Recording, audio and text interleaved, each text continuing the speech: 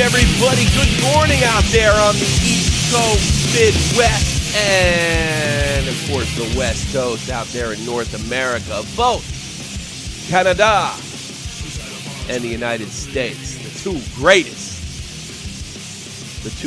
countries for the great game of ice hockey. And, of course, if there's any Europeans out there that wish to join us, I'd like to have, I accept you too. Sweden and the Czech Republic are very nice hockey countries as well. Let's get right into it with last night's preseason scores. By the way, this is Morning Ice, and you're in the crease with Tommy C. The New York Rangers pound the Philadelphia Flyers 6-3 in a final. Of course, this is only preseason. The Detroit Red Wings take Toronto 3-0. Toronto actually had a pretty good run in the preseason prior to this. Columbus takes down Nashville 3-0. Minnesota over Pittsburgh 4-1. Florida comes up short to the Dallas Stars. The D. They want the D. Well, the D gets the win. And Edmonton over the Winnipeg Jets. And the Arizona Coyotes are making a win over the Vancouver Canucks. Welcome, everybody. I'm really excited about this. This is our new episode. I'll explain this in a minute. So I'll get through the top stories, and then we'll get into it. Oh, puck headlines, as Puck Daddy likes to call it. But the Bruins re-signed Torrey Krug, and the thing just switched on me. So I actually can't see what I wanted to see. Pierre Maguire has gone on record to say that coaches that rely on analytics should be fired immediately. Terminated. Interesting words, strong words from Pierre Maguire, who's actually been short on opinions in recent years, but not now. He says, can those guys. Ilya Priskalov, he was backup goalie during a preseason game last night, and of course he took some selfies, which is kind of funny, and I'll be happy to show you them. Bad news in Columbus, Ohio. All three members of the front line, the first line of attack,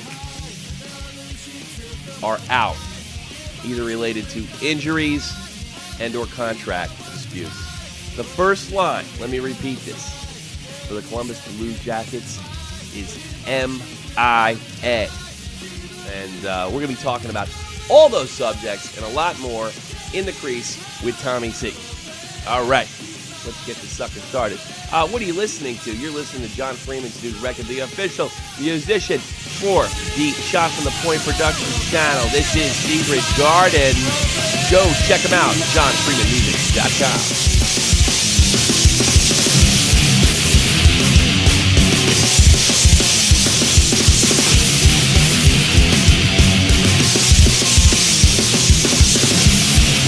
Oh, yeah. Oh, man. Tell me that kid can't freaking rock it. No, he does for me. All right, everybody, here is the dealie. This is the dealio. This is what we're going to do. Now we have a new show, and it's going to be a daily show, or at least just about every day that it can be done. It's called In the Crease with Tommy C. Morning Ice. Morning Ice for you right here. And we're going to talk about the things that went on the night prior. Unfortunately, my co-host, who stayed up very, very late, Dead on Dave, will not be with us. As you can see, I'm all alone here. I've got no... it's this side? Yeah, it's this side. I've got no co-host. Actually, I should put it on the other side because it would make more sense for me to point... Yeah, whatever. I got no co-host today. Of course, Dead on Dave is the co-host of the Joe Cronin Show, and he won't be able to make it for obvious reasons. He had to stay up real late and what have you, but that's fine. When Dave's not here, I'd be more than willing to take this on. Now, here's what In the Crease is going to be. It's going to be a little more straight-up hockey opinion. We're more than happy to take any of your calls, 718-395-7660, talk about any subject, but we're going to do about a half an hour a day and hit the scores and hit the top issue of the day. It's going to be a little more straightforward than Shot from the Point Live, 3 p.m. Sundays Eastern Standard Time, by the way, which is more of a comedy news show as far as the National Hockey League. I'm not trying to get a laugh out of you, but this is going to be the straight show. And that's going to be, I suppose, the wacky show. We're not constricted to 30 minutes, but I think that's more than enough to cover the day's events in hockey. And if the calls get hot, I'll certainly keep it running and keep things going for you as far as the hockey show is going. But most of the time, Dead on Dave will be here with me. We'll go over the day's views. We'll knock out 30 minutes. If things aren't popping, we'll end it right there. If something's going on, if some news breaks or something like that, we'll be happy to stay on and talk to you all. But I'm really excited about this. This is something I always kind of wanted to do. It keeps me active, keeps more contact for the subs. Of course, Epic 3 is coming up real soon. I got a very, very soon announcement on that. If you want to search some of the stuff I've done in the past on sort of the pilot episodes of Epic 3, which would be a video show about hockey. If you're familiar with Ray William Johnson's Equals 3, well, I ripped him off, and I'm using 3 hockey videos. Not quite a total rip-off, but we review 3 hockey videos and make fun of them. That's coming up, but of course, when there's more film or more highlights coming, then I'm going to bring you that once a week, maybe like a sort of a best of, or maybe wackiest of the week when it comes to hockey videos. Because let me tell you something, there is no other sport that produces more comedy than this sport. It's wild, and there seems to be no shortage of internet videos, and the National Hockey League is actually nice enough to allow you to actually upload videos. No, you can't monetize them or anything, but, you know, I'll take it. I'll take it. Don't throw me in jail. Don't take my channel away. If I can upload stuff and, help promote the game of hockey, of course, NHL hockey. And from what I can say, the KHL is actually pretty liberal on that stuff, too. So, highlights, Epic 3, Shot from the Point Live, and In the Crease with Tommy C, Morning Ice. Look, I don't have any like real major topics. I mean, I think it's we could look at some selfies right here. With this is really cute with Ilya Briskalov. Let's get the webpage up there, courtesy of Puck Daddy, who I'm sure doesn't want me to show him. Ilya Briskalov, he was backing up last night against with the 4-1 victory over the Pittsburgh Penguins, and Ilya being the guy we've all come. It's only a game. Why you have to be mad? Yeah, why you have to be mad? You don't have to be mad, Ilya. So what he decided to do is, I guess the fans lined up behind the glass where he's sitting and he took selfies, which is, say what you want about Briskalov. Yeah, I mean, I often wonder, is he a flake, like he's betrayed by the media, or is there just a language barrier and what have you? I mean, he's interested in other things besides hockey, and, the elitist media finds that amusing. I've got some problems with some things that Ilya said, but you know what? I'm already over it because I just like the guy. I like the guy. I think he's a really good guy, and these are some of the selfies he took. And you know what? I think that's you need that. If people are gonna come see the game, they want to know they're seeing players that are down to earth and what have you. He seems to be one of those guys. Well, maybe he's not quite down to earth. It's only a game. Why you have to be mad? Yeah, maybe he's not typical what you call down to earth, but it's only a game. Why do you have to be mad? But I think these things are neat and what have you. I think that's quite nice, and he does seem to be he does seem to be a decent guy. So I think this is floating around on Puck Daddy. Not something I would normally cover on Shot from the Point Live. Some stupid selfies. But that chick's hot, huh? Smoking. Oh, can I say that? Or does that demean her? That I think she's attractive? We'll get into that a little later, and what have you. It's something I want to talk about: fighting, violence, and actually the Ice Girls that have been recently canned in Ilya Briskalov's former team in Philadelphia. No more Ice Girls. There's Ice Boys, but there's no more Ice Girls. The folks at Puck Daddy, who have been on a fierce campaign, they think Ice Girls are demeaning. Apparently, they want to return to the Victorian era, and they got them fired. Good job, guys. Way to go. I think that's a little bit ridiculous. I think we're desexualizing. I mean, I really think it's okay to have cheerleaders. I think it's okay to look at pretty girls and what have you. I don't really find Ice Girls demeaning. If you want to make the case that porn's demeaning, yeah, I suppose. But, look, even women like to look at attractive women, and so do I. But if some guys might like those Ice Boys too. You never know. If that makes you happy, that makes you happy. But it didn't go over well in Philadelphia. Where's my partner? I'm already getting nervous. Hey, listen, if you want to give me a call, if you have any if you have any interesting topics you want to bring up in hockey, something related to your how can I put this? Related to anything, any part of the game, your team, things going on in general, I would be happy to talk about that with you. And we only have about 20 minutes left. It's hard to kind of, talk to the wall over here. It's not that I wasn't prepared to do this, but it's one of those things where I don't like the way it sounds now, and then I hear it later, and then I'm all right with it. I want to talk about something that actually happened on Shot from the Point Live. One of our callers, Dave Rose, called in, and he's made some really amazing calls. And me and Dave are suspicious of maybe sort of a culture change where the sort of lunatics are running the asylum in the NHL. Now, this is certainly something I don't know for a fact, but I've wondered with sort of what appears to be a player first, coach second culture in Vancouver. At least that's the way I see it. And recently, Dave found an article about Phil Kessel that he's been kind of permission to kind of go his own way. Now, yes, I'm ex-military, but I see sports as a team game. And I've watched some of these training camps and what have you, and they remind me of things in the military. And I think the reason for that is because it's simply more effective. I'm not a big on player coaches. I'm sure some of them have been successful and what have you. From what I'm told, my coach for the New York Rangers isn't a player coach. But Dave brought this article up, and it said that Phil Kessel's now allowed to kind of do what he wants to do. He's he's got permission to be a free roamer. And maybe that's the problem in Toronto. Maybe that's the problem in Vancouver.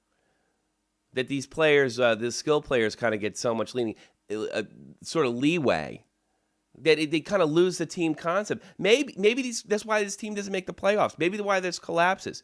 The way I see it, all sports teams work like this.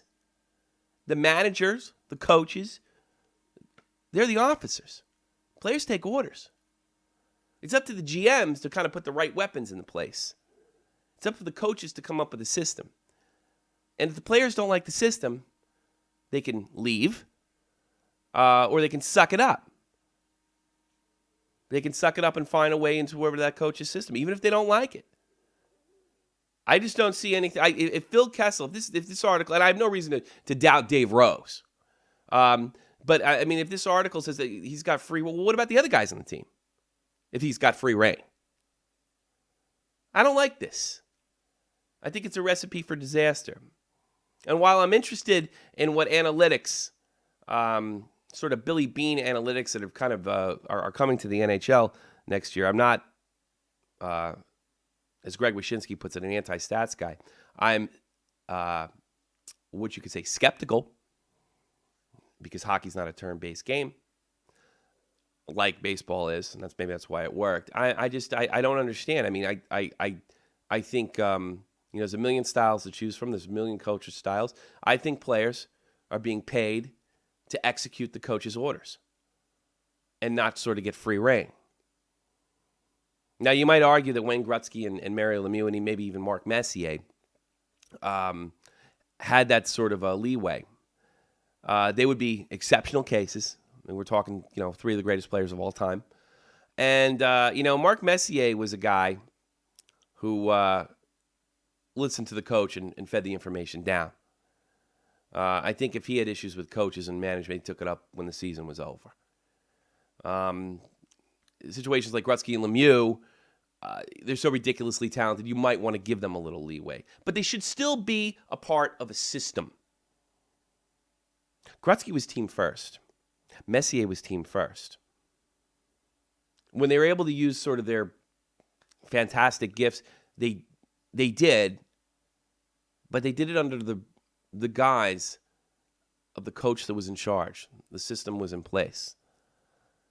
The only sports team that I'm aware of in soccer is Brazilian teams. They don't play systems like other soccer countries do, and sometimes they have a lot of more creativity and free reign. And having the most World Cups, maybe that's worked for them, but certainly not in recent years. And I don't think that works in hockey. I think there's a quasi-military mentality. I mean, you've seen it with some of the. It does seem to be that some of the best coaches in the NHL tend to be the hardest to deal with. Scotty Bowman, He's never struck me as a player coach. Mike Keenan, of course. Now he only won one Stanley Cup, but and sometimes he was actually probably maybe too extreme the other way militarily, for lack of a better word. But these guys, they're proven winners. It's because they were tough, and they were in charge, and the players were soldiers out there to execute orders. That sound kind of rough? That sounds kind of tough? Well, you know what? It's about the team. It's about the team. And I'm not a closed-minded guy. If I can be shown that Phil Kessel running around on his own is effective for the Toronto Maple Leafs, then I'm sold. But I wonder if these talented teams that get to the Stanley Cup and can't execute, it has to do with an emerging change in culture in the National Hockey League. And I think you know all of what I'm talking about. The change that took place 10 years ago when Sidney Crosby came in the league. And the type of player and the type of attitude that he brings to the game. That so many of us NHL fans don't like. What we don't like when we see things like the Sedin twins. With the diving and the embellishment. And the PK Subbans. All these players I mentioned are great, talented players. But with the exception of Sidney Crosby, none of them won.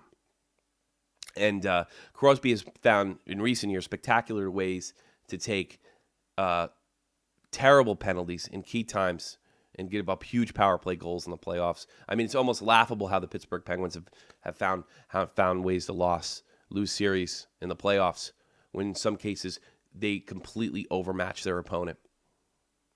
The New York Rangers were completely overmatched talent-wise, and they somehow found a way. The Boston Bruins, talent-wise, were completely overmatched against the Pittsburgh Penguins. And the Boston Bruins blew them out, swept them.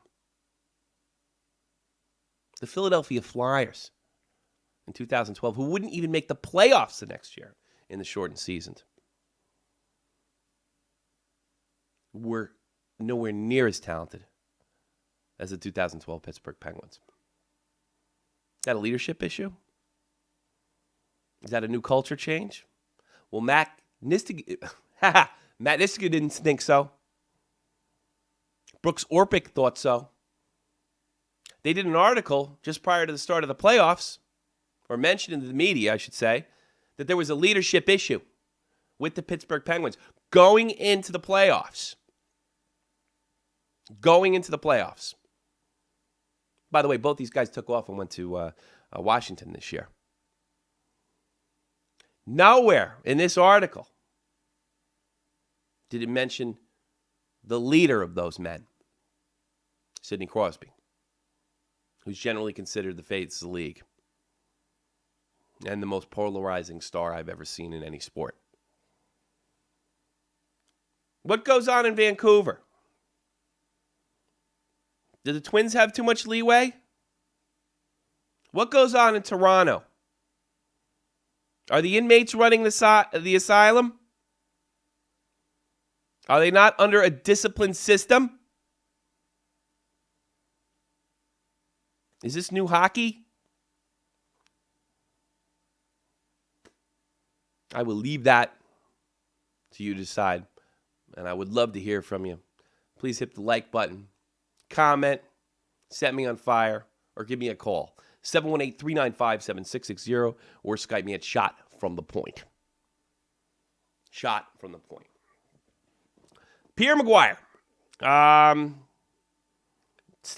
Going on advanced staff. Now, Pierre is probably one of the strangest guys involved in hockey, and he recently said on a podcast that any coach that uses analytics to show what a player did right and wrong should be terminated on the spot. Now, Pierre is known for saying some really extreme stuff, exceptionally extreme stuff at times. But, and he's also been a guy that's kind of avoided media scrutiny. Not fan scrutiny, because he gets goofed on a lot. But look, I don't mind that he has this opinion. I don't necessarily agree with it because I want to give advanced stats a chance. I think it would be foolish after what we saw in baseball. And some of the same excuses they've made in hockey were some of the same excuses in baseball that were made. That it's not just a numbers game, and you have to bunt and you have to steal. Well, the statistics show that's not true. It's simply not true. You can do it with on base percentage plus slugging percentage, something like that. I'm not a big baseball fan anymore, but I love Derek Jeter. Derek Jeter had his last hit on my 38th birthday. Very proud. Hockey's a very different game. So I don't want to be the foolish one and say this won't work because hockey's a game of physicality and going in there when it hasn't been tried. I think that would be stupid. What I also think would be stupid if we're 3 years down the line and the Toronto Maple Leafs are being coached or managed by a guy that completely relies on advanced stats and he's losing. I think you all know who I'm talking about. And I do think that's probably more than likely going to be the case. I think in the NHL, advanced stats is a fad, as my gut tells me, based on the success of a film called Moneyball about baseball. It almost seems when I read Puck Daddy with Ryan Lampert and Greg Wyshynski that they just have this, I don't know, this dream almost that this will somehow revolutionize the game and change absolutely everything. It's a very different game, and it remains to be seen.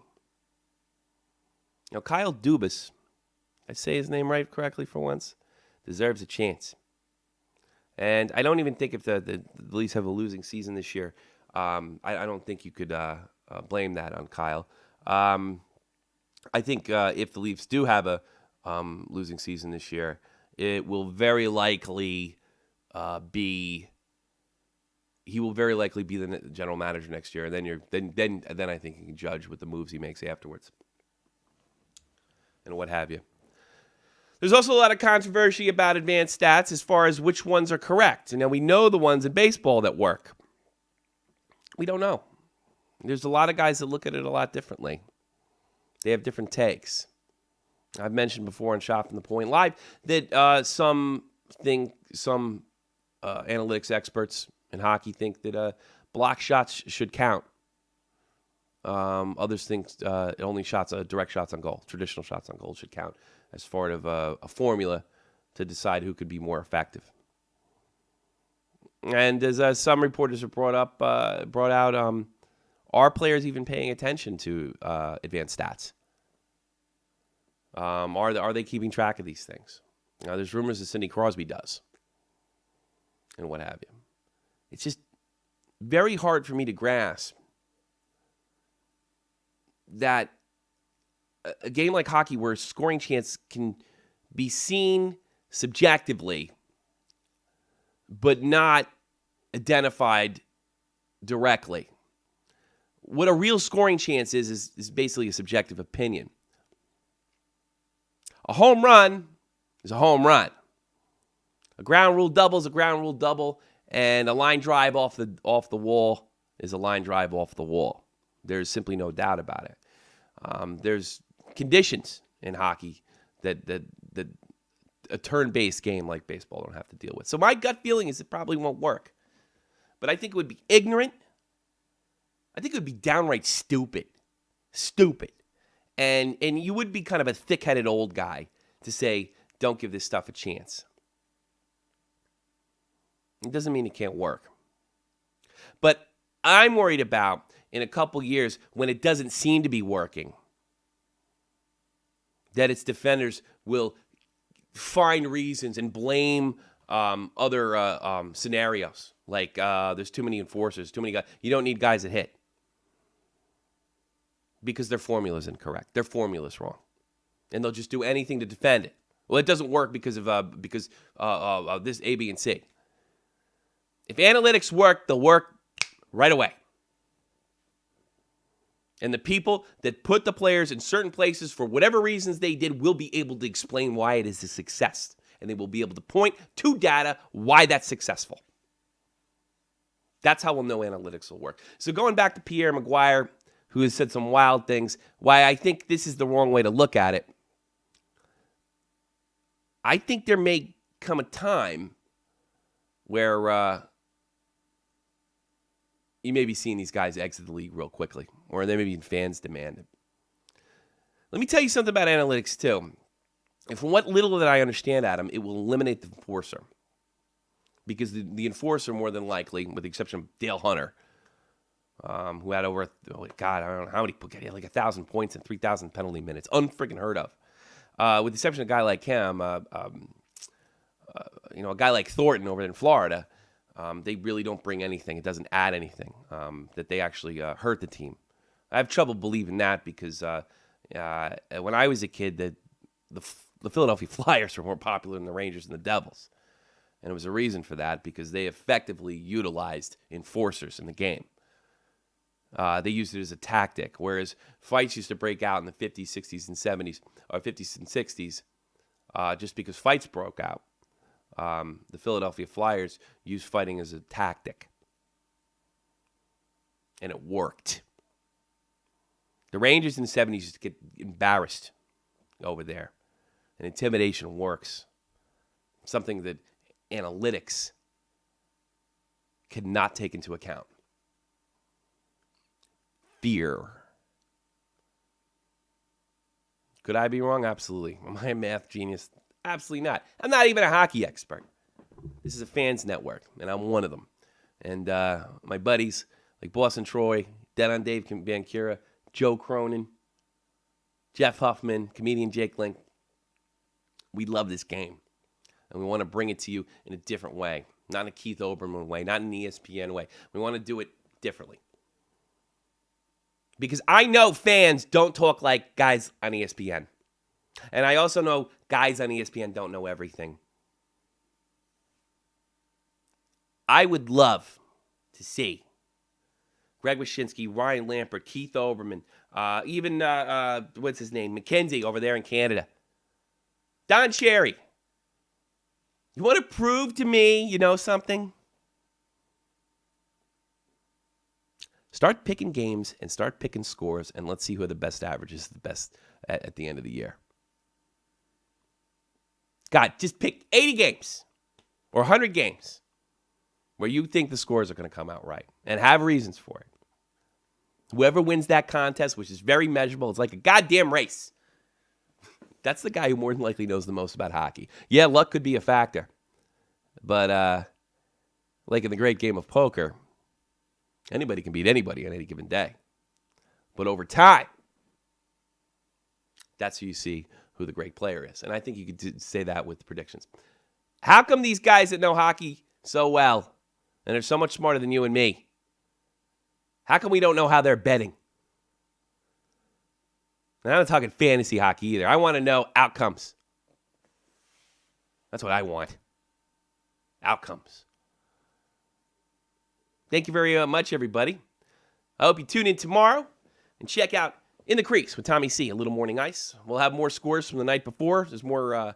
There's plenty of games coming up tonight. I'd be happy to read them off. Tonight at 7 p.m. Eastern Standard Time, the New York Islanders take on the Boston Bruins. Also, the actually that seems to be last night. Let's get that up there again. Well, I have this list right here, and I don't know if this is accurate. So I'm going to NHL.com before I misinform any of you wonderful folks here on the Shot from the Point Productions channel. So let me take a good hard look at this and what have you. Make sure the games are right for tonight, and then we'll say goodbye. We'll say goodbye. All right, here's what do we got here? The 30th. Well, I guess apparently Puck Daddy was right, and the Rangers will play the things. So let me start again. And I lost it. Wonderful. All right, the New York Islanders take on the Boston Bruins at 7 p.m. Eastern Standard Time, and also the New York Rangers will see Philadelphia again at 7 p.m. Eastern Standard Time. Carolina at 8 p.m. Eastern Standard Time will be in St. Louis to play Jeff's Blues. Jeff's Blues does the news and the blues. Ottawa at Winnipeg, 8 p.m. Eastern Standard. 8:30, Tampa Bay will be in Dallas. Colorado will be in Calgary to take on the Flames, 9 p.m. And at 10:30 over there on the left coast, Los Angeles and San Jose in preseason action. Hey, for all you jerks out there that are saying, look at how good we are in preseason. And all you jerks out there is like, oh my God, the season's falling apart. We haven't won a playoff. We haven't won a preseason game. It means nothing. I was just at the Garden. I watched Elaine Vigneault. The coaches were actually, looked like they were working together. It's just what Jeff Huffman says. It's a way for them to view guys that are on the bubble, that if they have an injury, which we've already seen, we've seen Pavel Datsyuk, Derek Stepan, the whole first line of the Columbus Blue Jackets. They're looking for those guys to fill those voids. And that's what I saw when I went to Madison Square Garden last week. And I saw those guys. That's all this is. You can't take it seriously. You probably can't really get a good look at your team until the mid-November. So don't panic and don't act like you're going to win the Stanley Cup. Thank you very much, everybody. This is In the Crease with Tommy C. Check us out tomorrow, 8 a.m. Eastern Standard Time, and Dead on Dave will be with us. Hopefully, some cool stuff will happen, so we have great stuff to talk about. I'll see ya.